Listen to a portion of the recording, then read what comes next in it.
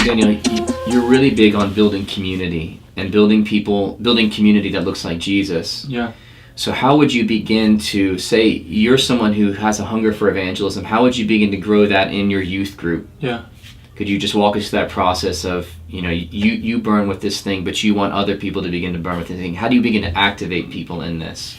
I believe it's taking them alongside of you and saying, hey, come with me. Yeah, and many times in going out, I try to show people the simplicity and ease of it, the love, the joy, the peace that we're supposed to carry and bring people, that it's not, we're not on a specific, we are on an assignment from heaven, but it's not like this burden from, to save the whole world, So I believe that when you begin to show our community, like, hey, simply love, stop for the one, find the one you're called to love today, So, and then as you release that fire, as people see that the simplicity, they're able to receive that as a lifestyle. So discipling communities into doing that, it's, hey, come follow me, let's do this together. And then you show them how easy and simple it is.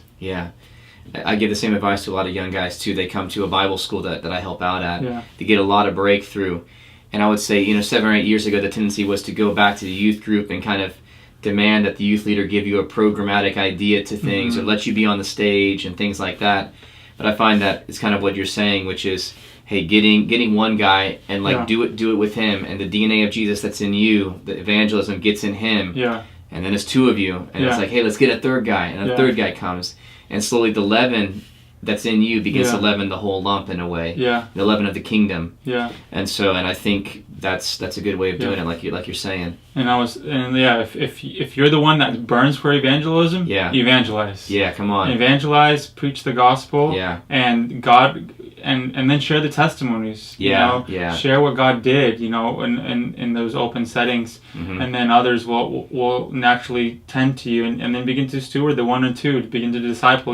Begin to invite them along, and then begin to do it naturally. Begin to do it in group settings. You're at the restaurant with a group of guys. I actually remember many years ago we were in at Denny's at that one conference, and I was just burdened to go over to the table, and sometimes I realize that it's an example to people, but it's such a joy though, to say, hey, this is how easy it is, and I don't want to be the only one doing it, and now saying, we can all do this, let's do it, That's good.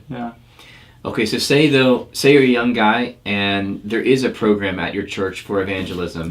How would you go about, say there's 3 guys that really move in this thing, and now there's 8 guys going out that don't really move in it. It's their first time. How would you go about kind of setting up that time beforehand, and then do you guys go out 2 by 2? Do you go out in larger groups, and then how do you debrief? So practically, we'll meet up.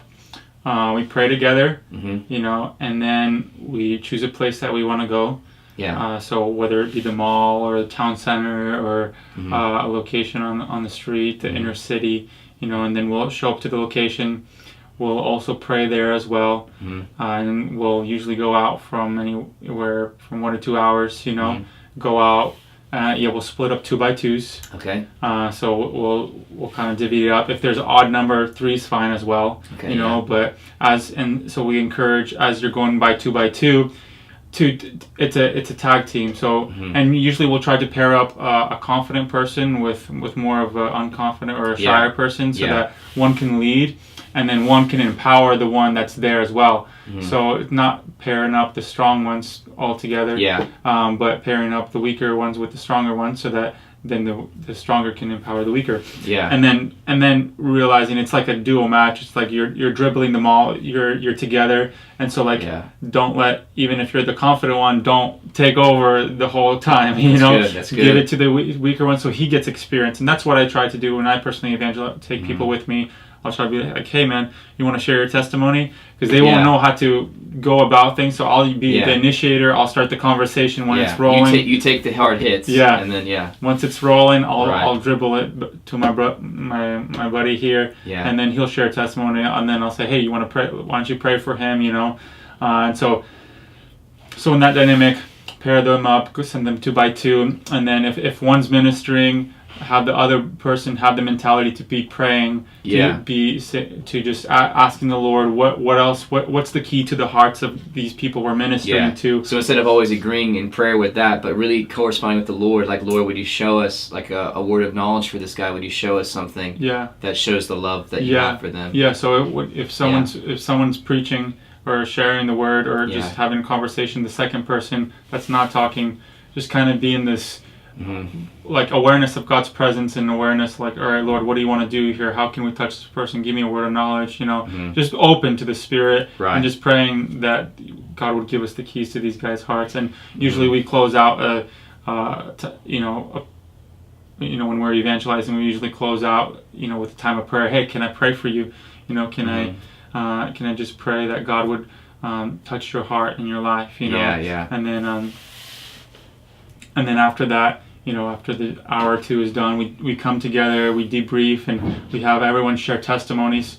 Hey, what happened? What did the Lord do? Did you see any healings, any salvations? Were you rejected the whole time? That's like, I feel like some people feel like that's a loss when you're rejected, but I see that as a win, just because, like, Jesus said we'll be rejected for righteousness' sake. All the prophets were rejected. We're not aiming for rejection, but even in that, there's a joy to be experienced. So we have to embrace that as well in that process as well. So we rejoice in all the fruit, in all the labor. We know that none of our labor is in vain because it's the labor of love.